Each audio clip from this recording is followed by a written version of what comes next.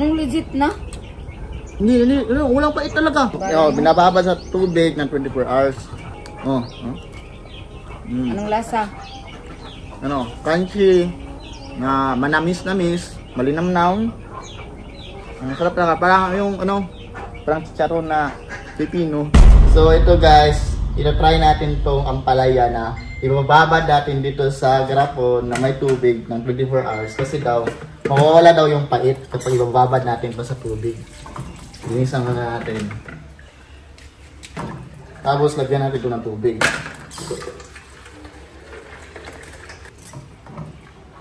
Ayan. Tapos ilagay lang natin to. Kuhain ko lang. Lagay natin ito dito. Babad natin. Ayan.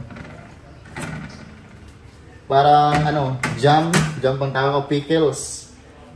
Kasi kapag ibabad mo daw ito ng 24 hours, mawawala daw yung pait.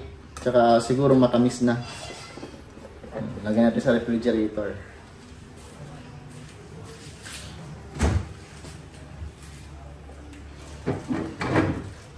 Hours time.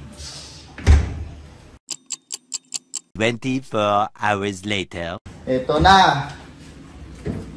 The moment of truth. For today's video ay reveal na natin ang binababad na ampalaya in 24 hours. Kasi sabi nila, kapag binababad daw to ay mawawala yung pait. Pero matamis na to.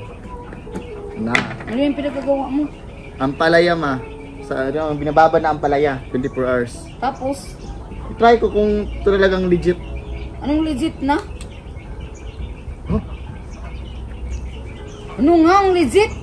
Hindi, walang pait talaga. Grabe. Anong walang pait? Ang pait niyan, hilaw yan. Di ba mahilig ka sa ampalaya? Ito walang pait talaga. Pagluto. Hindi, binabad ko to 24 hours. 24 hours. Walang pait. Wala. Grabe, tamis.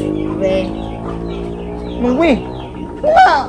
24 hours challenge na babad. Grabe. Sarap ma. Ang tubig yan? Tubig yan binababad sa tubig ng 24 hours. Nawala talaga yung pait. Totoo nga.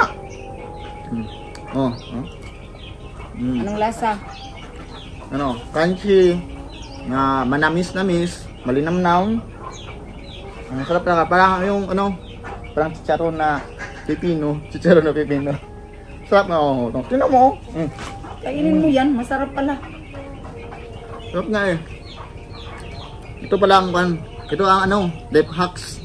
Para gusto nyo hindi mapait yung ampalaya nyo, itong gawin nyo. Ibabad nyo 24 hours. 24 hours ibabad. Sarap oh. Hindi talaga mapait? Hindi nga. Tingnan mo ang mukha ko. Ang paitan. Pait pa ang mukha ko. Try mo nga. Try mo kasi. Ayoko, mapait yan eh. Hindi nga mapait. Try mo. Hindi nga mapait oh. Daw. Masarap ba?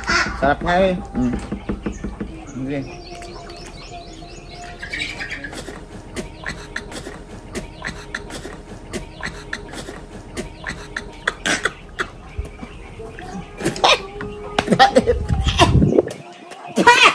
Sira ulo ka rin ulo. Pait!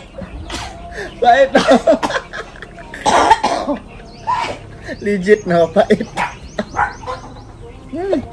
Puro pagkalukuhan. Maligo ka nga. Pinagluluko mo ako eh. Kainin mo yan lahat. Ulo ko.